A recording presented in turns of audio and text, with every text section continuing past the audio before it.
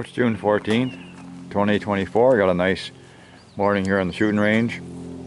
Got a few patches out here. I don't know if they show up or not on the video, it doesn't really matter, but I've been shooting quite a bit of rifle. I have to clean those up so I can check the new ones that I shoot to see how they're doing. Anyway, what we got going on here this morning is some testing of 1858 Remington, actually a copy of one here, done by Pietta. Yeah, the appearance of this gun is a little bit non-standard, I'll say, for the Remingtons, at least the ones that have been reproduced here. This one is really neat because it's got the checkered walnut on the grip, and also case hardened frame. Not sure who imported this, if it came directly maybe from EMF or Taylor, Cimarron, or some other company imported this. I picked this up around 2014. No, it's made in 2014. I picked it up around 2020, I think. You know, somewhere in there. Had it 4 or 5 years now. And I don't think it's ever been shot. If it has been, it was well taken care of, clean and everything. It has a 1 in 18 twist barrel for a 2014 gun, so now I know that they were doing the faster twist here, the 1 in 16s, back that far at least.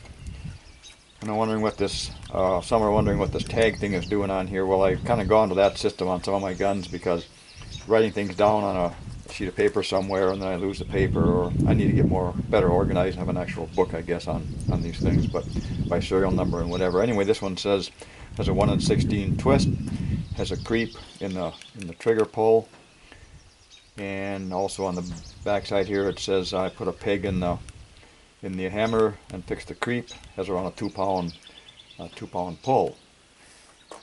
You may also be wondering what this dowel stick is doing here in the barrel, but I checking this and finding out that there's a slight misalignment. By coming on the side like this, it stops there, and then if I move it a little bit, I can run the rest of the way down the chamber. So there may be some slight issues as far as how the ball is going into the forcing cone in here or whatever, and it may cause it to shoot not as good as I would be hoping for, but I said before, you got to work on your excuses ahead of time.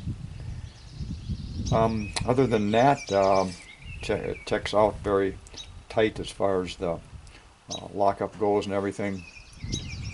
We're going to see these things will normally shoot low, so I'm thinking I may have to do something if I feel like it with the front sight on this gun. I'm hoping it doesn't shoot too far left or right, because that's a little harder to fix. Ubertis have a dovetail, possibly newer Piettas do too. I think maybe some of them have changed that now. Have a dovetail front sight. This one just has a post on it. I know the Ubertis, you can whack these a little bit left or right if you need to change the windage on them. Oh, and that's probably about it for the gun. It's a very nice looking gun. Like I say, it's got a decent trigger pull right now, so we'll see what kind of work we can do with this. We'll get her loaded up and shoot her down to 20-yard range.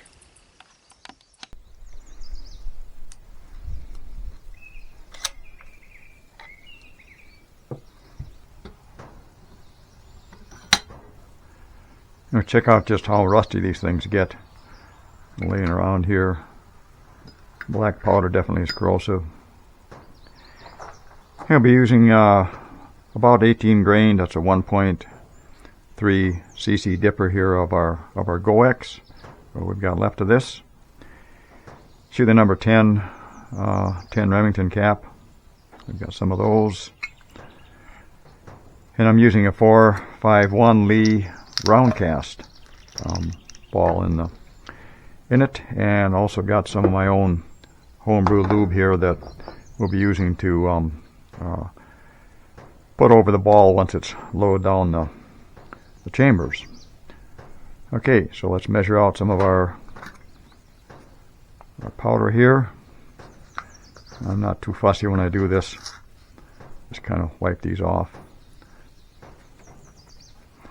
I'm using a funnel because that helps get the powder down where it belongs. Of course, you're going to have a hard time doing that if you're loading in the gun. This doesn't leave any kernels of powder up along the side. Somebody once, I read somewhere, said that can maybe cause chain fires if it gets crushed crushed along inside the ball or something, leaving a little powder trail. Whether it's true or not, I have no clue. I think that's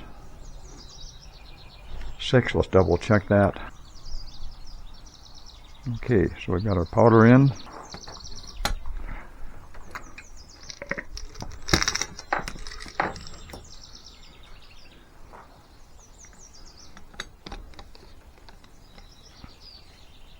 I don't pay any particular attention to where that sprue flat spot cutoff is on these things.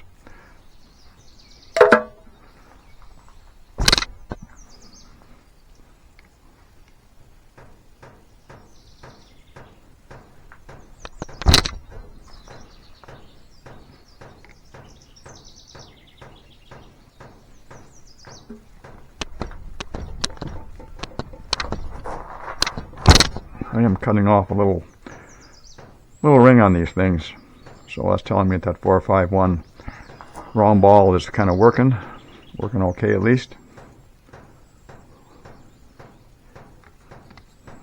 I'll pay attention here. I don't want to ram 2 of them down the same spot.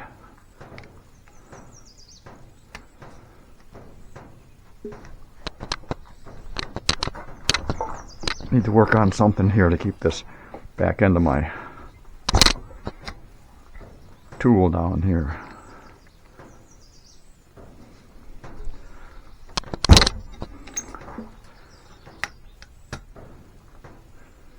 Okay, there we got our 6 down. I've rigged up a mini grease gun here to kind of save some time on the lubing.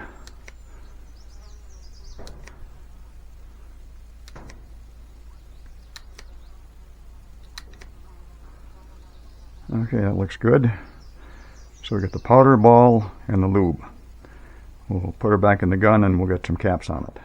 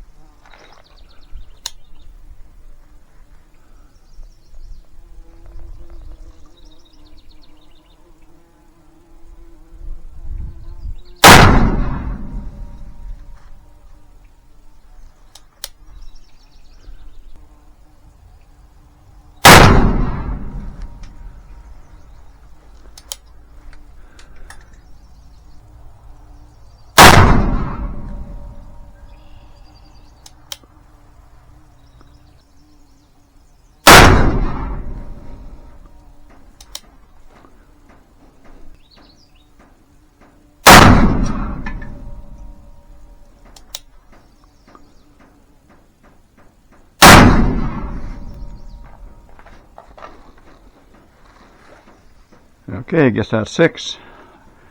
Protect the target.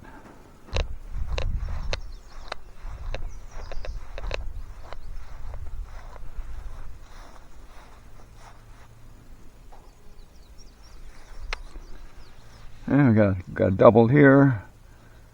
First shot, second, I don't know, third, fourth, 5. Left and right, I'm pretty good. I'm pretty happy with that. And not shooting that much low either.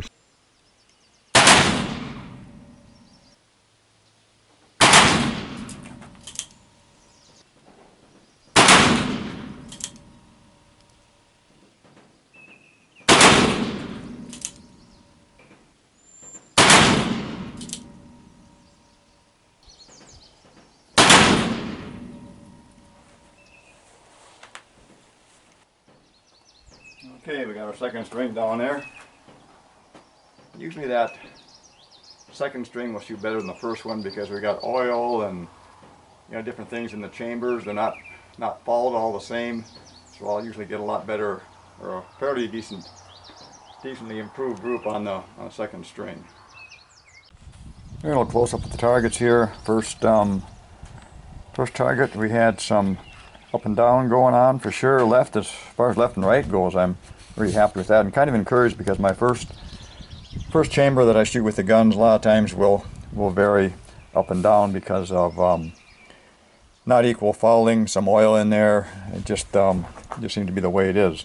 And once the gun gets, the chambers get fouled up in there, then my second one will look a little better, which it did over here. Thinking that's really pretty sweet. You take a little off the front sight, maybe a little on the right hand side. Otherwise, up and down, she's just perfect at 21 yards here. So there's our second target, and I think that gun's going to be a real shooter.